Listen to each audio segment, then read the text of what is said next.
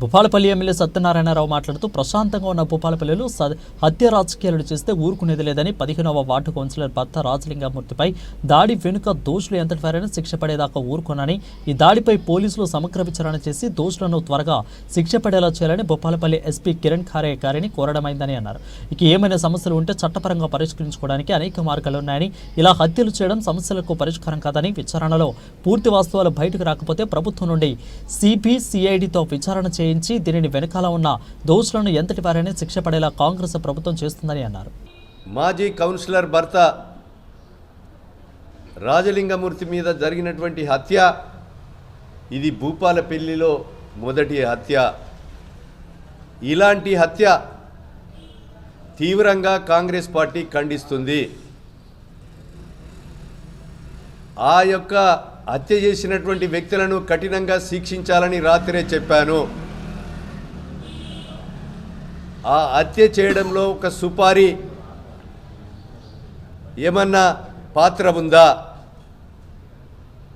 దాని వెనుక ఎవరైనా ప్రోత్సహించినటువంటి వ్యక్తులు ఉన్నారా? విచారణ జరిపించాలని కూడా పోలీసుల ద్వారా మేము కోరాం. ఒకవేళ నిజాలు తేలాలన్నా ఈరోజు సిబిసిఐడి ద్వారా విచారణ జరిపించే విధంగా కూడా ఈ ప్రభుత్వం సిద్ధంగా ఉంది, జరిపించాలని కూడా కోరుతున్నాం. మేడిగడ్డలో ఫిల్ చేయడం కానీ, ప్రభుత్వంలో ఇక్కడ ఉన్నటువంటి ప్రభుత్వ భూముల మీద కోర్టులో పిటిషన్ వేయడం కానీ, గతంలో ఎన్నో ఆరోపణలు ఉన్నాయి. ఆ నిజాలు తేలాలంటే సరైనటువంటి విచారణ జరగాలని మా అభిప్రాయం. ఏది ఏమైనా ఇలాంటి హత్యలు, ఈ రౌడీయిజాలు, గుండాయిజాలు, కత్తులతో దాడి చేసి చంపడం,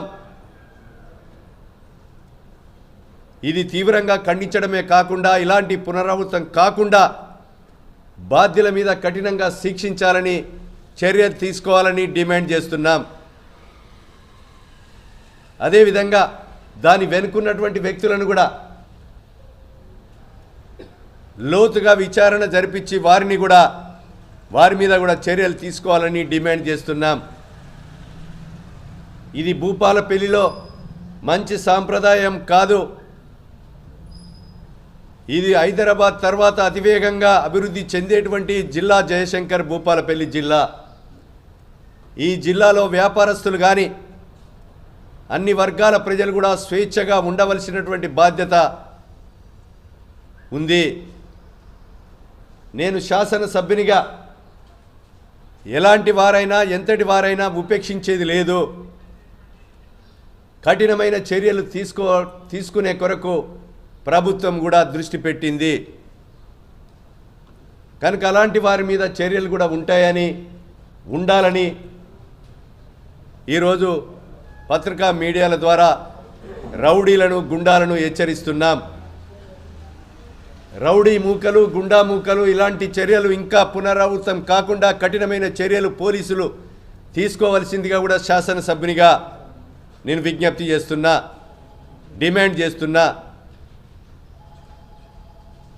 కనుక ఇలాంటి మీద సరైనటువంటి విచారణ జరిపి దోషులను శిక్షించాలని కోరుతున్నాం.